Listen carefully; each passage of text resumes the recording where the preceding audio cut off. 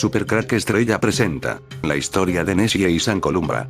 San Columba, viajero del tiempo. En ocasiones me cuentan que la mejor forma de ver que los extraterrestres son demonios, es pronunciando por Cristo nuestro Señor. Márchate cuando estos se te presenten. Dicen que estos seres escapan entonces a toda velocidad con enormes gruñidos. Esto demuestra que los extraterrestres en realidad son los demonios de toda la vida, que habitan en otra dimensión llamada antimundo, un mundo tan real como lo pueda ser este. Si los extraterrestres fueran seres llegados de otros planetas a años luz del nuestro, ¿tú crees que iban a saber quién es Jesús Cristo? Si son seres tan avanzados como se dicen que son, pero nada más pronunciar la palabra de Dios escapan como demonios que son. Estos seres toman muchas formas, y esto me hace pensar en el famoso lago Ness en Irlanda. Bien podría ser un demonio. Para demostrar esto contaremos una historia irlandesa. Junto con el Yeti y Pie Grande, el monstruo del lago Loch Ness en Escocia, es de las de criptocriaturas más famosas. Nessie, como así se lo llama cariñosamente, tiene la particularidad que fue avistado por primera vez por San Columba, y su historia y fama deriva de este santo católico. La referencia más antigua conocida sobre una misteriosa criatura presente en el río y el lago Ness, se encontraría en la vida de San Columba, donde se describe que en el año 565 después de Cristo San Columba habría salvado a alguien que supuestamente estaba siendo atacado por un animal en el lago. La forma en la que lo hizo fue haciendo la cruz de Cristo con su mano. Dicen que este ser llamado Ness fue tragado por el agua del lago a una velocidad vertiginosa.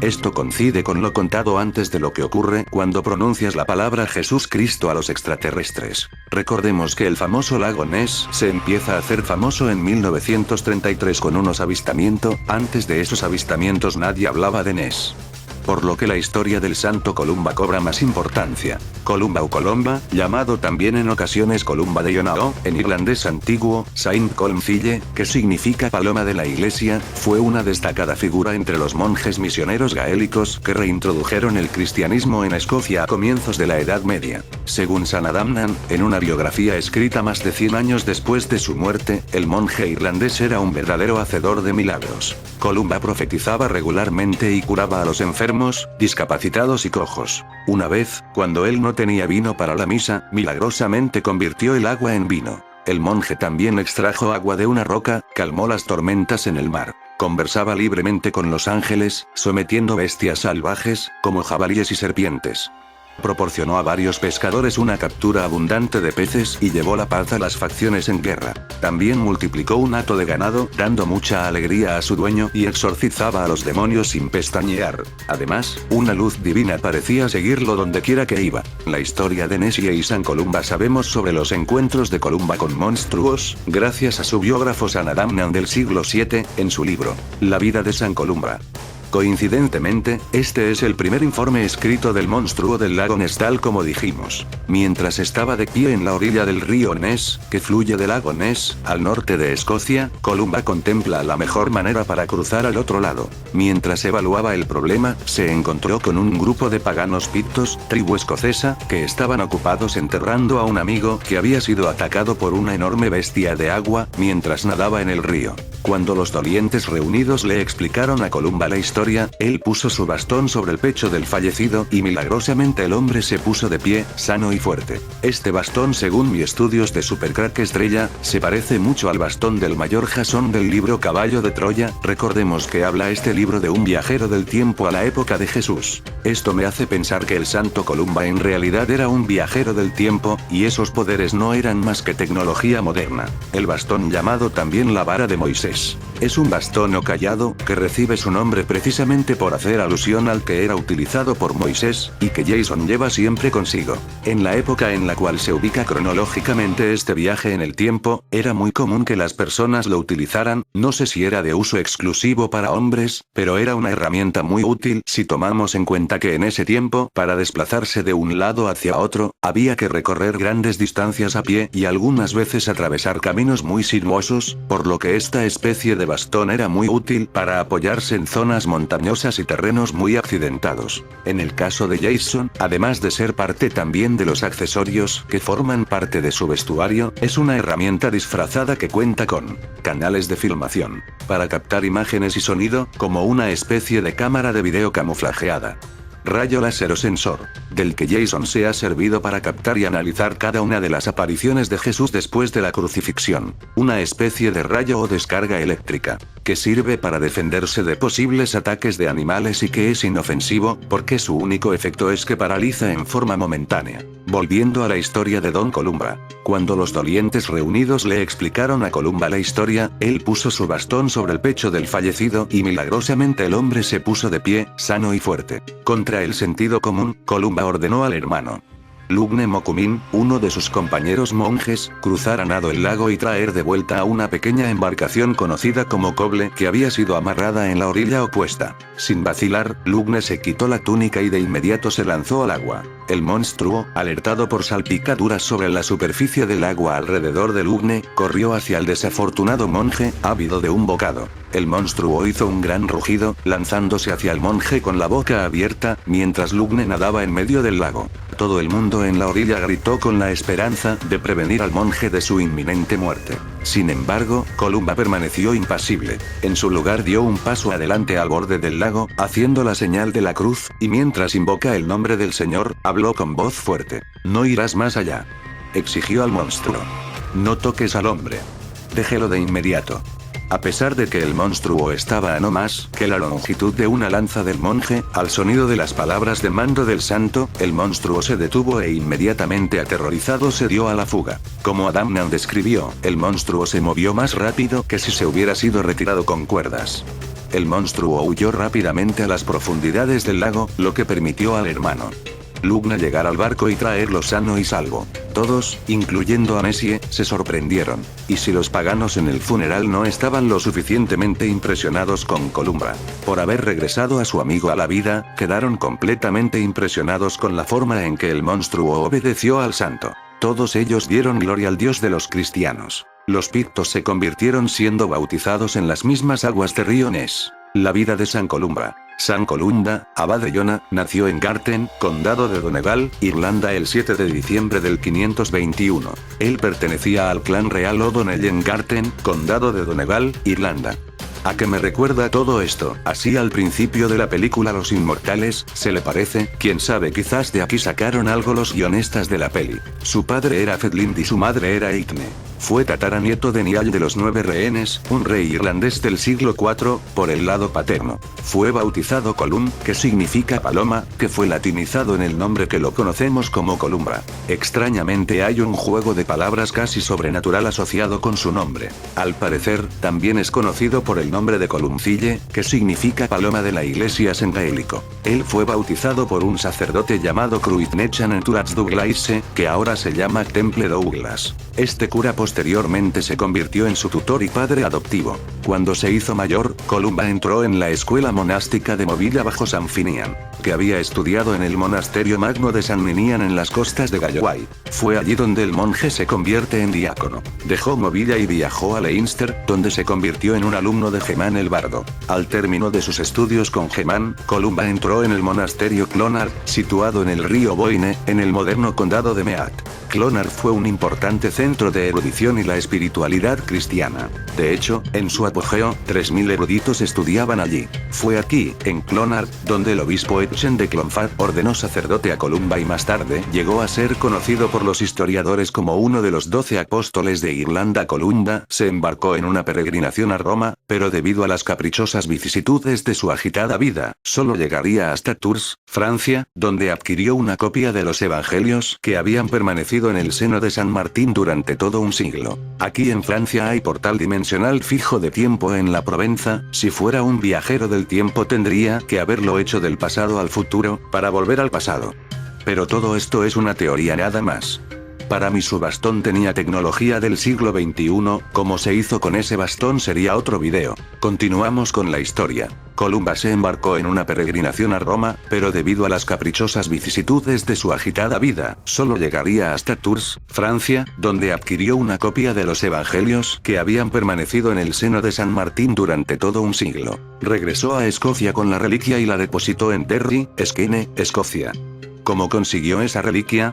¿Acaso pudo viajar otra vez en el tiempo? De acuerdo con el venerable Beda, Columba dejó Irlanda y pasó por Escocia en el año 563 con otra peregrinación. Columba se fue de Irlanda a los 44 años de edad, como un peregrino por Cristo junto con 12 de sus compañeros monjes, cruzó el mar en una embarcación de mimbre cubierta con pieles. En la fiesta de Pentecostés, 12 de mayo de 563, llegó a Iona, una pequeña isla de las Hébridas interiores, en la costa oeste de Escocia. Más tarde se convirtió en un importante centro de la vida monástica gaélica. Durante 4 siglos siguió siendo un popular lugar de peregrinación y centro de retiro. De hecho, la isla sigue siendo conocida en gaélico moderno como Iona de San Columba, es decir, Icolmkill. Una vez en la isla, el monje y sus compañeros construyeron celdas simples, una iglesia y un comedor. Permanecieron allí durante muchos años, logrando la conversión de los pictos del norte, junto con los SS.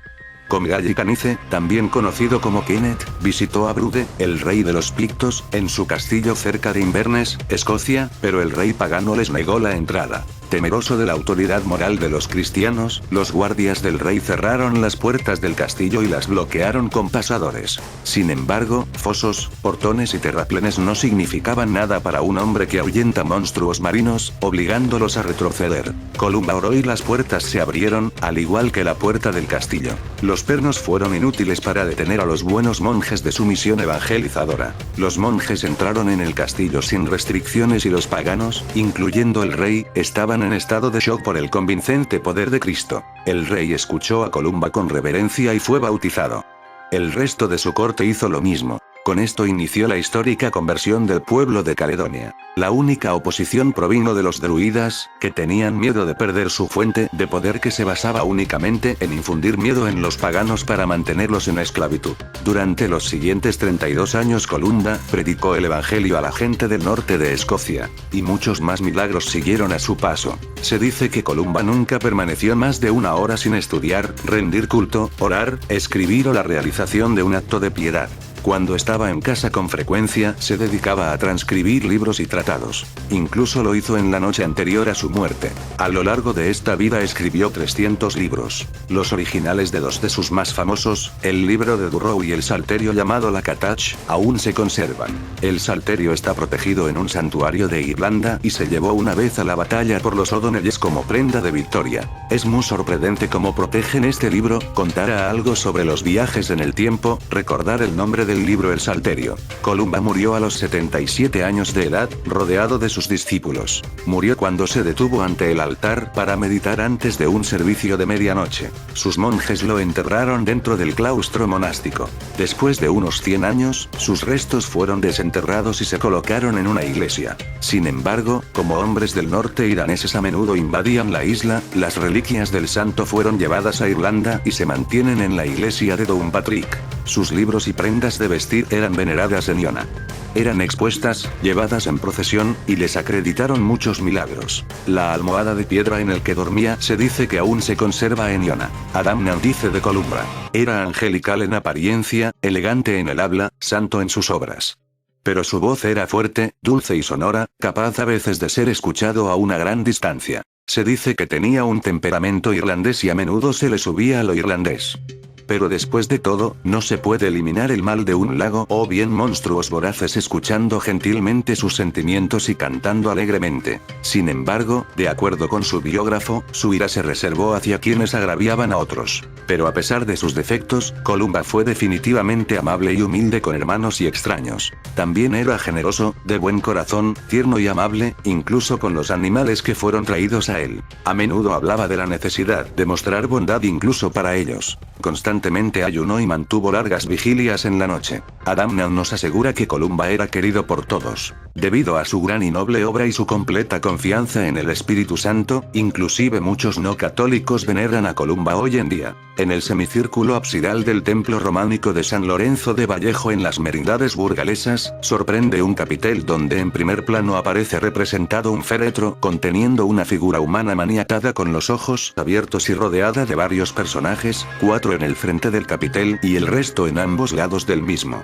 Se adivinan personajes barbados masculinos con vestimenta o casquete ceremonial y dos mujeres con idéntico tocado y mismas mangas perdidas o acorbatadas, que parecen tener un papel importante en la escena, dispuestas a levantar o cerrar la tapa del sarcófago. Lo que podríamos estar viendo es un viajero del tiempo al que no dejan salir de un invento máquina del tiempo llamado cuna. Hay que tirar mucho del hilo de esta historia hasta llegar al santo Don Columbra. Esta es solo una teoría de Supercrack Estrella. Dicha escena ha sido interpretada por reputados autores como el encuentro ante la tumba de Cristo entre el ángel y las santas mujeres, apareciendo otras figuras que podrían indicar los apóstoles mostrando el levantamiento de la tapa como signo de la resurrección, o bien, que podría tratarse del descubrimiento del cuerpo del apóstol Santiago, que apareció en Finisterre, en los dominios de la reina Lupa, la cual permitió que sus discípulos lo enterraran. Tal propuesta académica, que ha venido siendo comúnmente aceptada, nos resultó desde el principio harto extraña, pues el sepulcro de Cristo se encontró vacío y las santas mujeres irían provistas de pomos de perfume, siendo un ángel el encargado de levantar la tapa del sepulcro. Tampoco concebimos que el apóstol Santiago apareciera vivo en el sarcófago, con ojos abiertos y maniatado. Intentando dar una explicación a lo que vemos, hemos reparado en una temible y relevante leyenda medieval, la de la muerte de San Oran o Odrán. San Oran fue uno de los 12 religiosos que, en 563, acompañaron a San Columba a la isla de Iona para convertirla en centro de su misión evangelizadora de Escocia. La leyenda que rodea la muerte de este santo es que consintió ser enterrado vivo debajo de una capilla que Columba intentaba construir en Iona. Una voz le había dicho a Columba que los muros de la capilla no se mantendrían hasta que un hombre vivo estuviera enterrado debajo de los cimientos, y de hecho, cada mañana los constructores llegaban al lugar para encontrar todo el trabajo del día anterior deshecho. Así que Oran fue consignado a la tierra, y la capilla erigida sobre él. El edificio de la abadía siguió adelante sin problemas, y la capilla de San Oran marca el punto donde enterraron al santo. Algún tiempo después, Columba quiso ver a Oran una vez más, y abrieron el hoyo encontrando que aún vivía.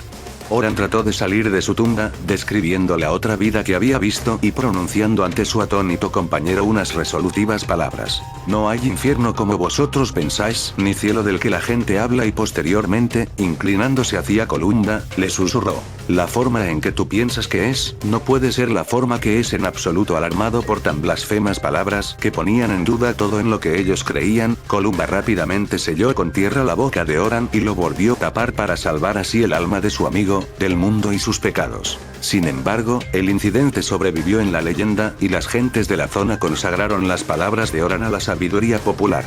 14 siglos después, los peregrinos que llegan a dichas zonas siguen escuchando dichas palabras y, cuando alguien menciona un tema incómodo, todavía se los suele silenciar con la frase: palada de barro en la boca de San Oran 3. En el campanario de San Oran hay una inscripción que recuerda esta antigua leyenda, y cada vez que la campana suena, es como si se hiciera eco la intemporal sabiduría del santo. La forma en que vosotros pensáis que es, no puede ser la forma que es en absoluto. Esta leyenda nos remite al atroz, pero no por ello menos verídico, rito de la cimentación.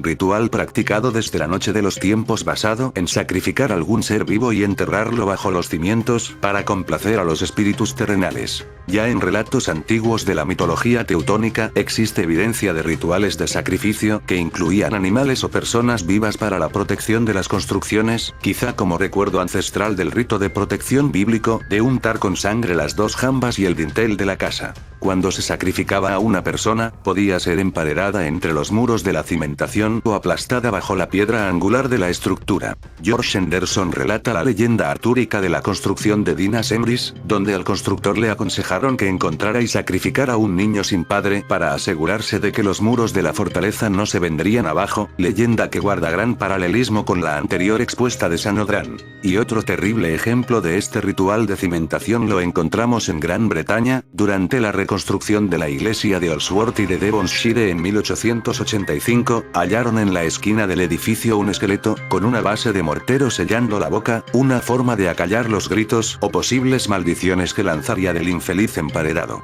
En Grecia, también existe noticia sobre la práctica de dicho rito de cimentación. De acuerdo con la famosa balada folclórica griega que habla del puente de piedra levantado en la Edad Media y que cruza el río Araxdlos en las inmediaciones de la ciudad de Arta, lo construyeron 1300 trabajadores, 60 aprendices y 45 artesanos que se esforzaban para evitar, cada día, que durante la noche se colapsara. Finalmente, un ave con voz humana informó al maestro de obra que para evitar que el puente se derrumbara debía sacrificar a su esposa, efectuado lo cual volvieron a construirse las bases del puente y aún se mantiene en su lugar. Geográficamente más próxima a nosotros aún existe, en la actualidad, la celebración de un ritual donde la muerte de una persona adquiere otra dimensión. Nos referimos a la romería de la muerte o procesión de los ataúdes que celebra cada 29 de julio el pueblo gallego de Santa Marta de Ribárteme, donde los ofrecidos, también denominados exvotos vivos, se introducen en los ataúdes durante la procesión en cumplimiento de una promesa que pueden haber hecho por sí mismos o bien por algún familiar, tras haber superado una enfermedad grave o haber estado al borde de la muerte. A partir de todos estos datos y analizando con detalle este capitel del ábside de San Lorenzo de Vallejo de Mena, creemos muy posible que dicha escena corresponda a una ceremonia de cimentación. Dejando entender, así, que se pudo realizar un ritual de estas características en este templo. Para mí es la imagen de un viajero del tiempo al que no están dejando salir de su máquina del tiempo llamada cuna. Con la curiosidad añadida que fue, precisamente, esa esquina bajo el capitel el lugar que posteriormente se escogió para incrustar la capilla mortuoria y colocar el sarcófago que alberga los restos mortales del caballero Fernando de Vivanco de la Orden de San Juan de Jerusalén. ¿Sabían ellos entonces algo que ahora ignoramos? Recordemos que el viajero del tiempo caballo de Troya viajó al tiempo de Jesús en Jerusalén. El mismo lugar Orden de San Juan de Jerusalén. ¿Sabían ellos entonces algo que ahora ignoramos? Repito, todo es mi teoría supercrack estrella. El 9 de junio se celebra la fiesta de San Columbra. La fecha de la fiesta de San Columbra. Es sorprendente el 9 de junio. Coincide con el mes de la historia de viajero del tiempo más real que haya ocurrido nunca. La increíble historia Rudolf Fens, el viajero del tiempo que murió atropellado. Curiosamente en un mes de junio, ¿será casual, o una prueba más de fecha escogida por algo? El misterioso caso de Rudolf Fens. En una cálida noche de junio de 1950, los delicados límites de nuestro universo se derrumbaron por un momento, con la llegada de un hombre en un trágico viaje en el tiempo. Al menos, así es como va esta historia. El siguiente relato supuestamente se ubica como uno de los casos más insólitos del Departamento de Policía de Nueva York y continúa dando problemas incluso los más escépticos de lo paranormal. Sobre 11 p.m. en una noche de junio de 1950, en una intersección en la ciudad de Nueva York, un oficial de policía de guardia vio a un hombre que estaba solo de pie en medio de la carretera. El individuo, que parecía ser de unos 30 años y estaba totalmente inmóvil. El oficial de policía se le acercó para ofrecer ayuda, pero en este momento la luz en la intersección había cambiado. En estado de shock aparente, el hombre se dirigió hacia la acera, en la dirección del tráfico que se aproximaba, y en el medio del caos fue golpeado por un taxi que posteriormente le causó la muerte en el acto. Nadie en la escena podría explicar de dónde el hombre había venido, o lo que le había llevado a la mitad de la intersección de la calle. Cuando llegó la policía y paramédicos, estaban sorprendidos por la aparición del hombre. Estaba vestido con una moda muy inusual para la época, un sombrero de copa, una capa gruesa abotonada recortada, pantalones a cuadros y zapatos abotonados. Durante la investigación posterior, la policía también encontró que los bolsillos contenían varios objetos curiosos. Viejas monedas y billetes de banco, pero nada posterior a 1876, y todo en perfecto estado casi. Una carta enviada desde Filadelfia, con fecha de junio de 1876. Una moneda de bronce para una cerveza de 5 centavos, y un puñado de tarjetas de visita atribuidas a Rudolf Fens, presumiblemente pertenecientes al difunto. En fin, amigos de Supercrack Estrella, si el video te gustó, pulgar arriba.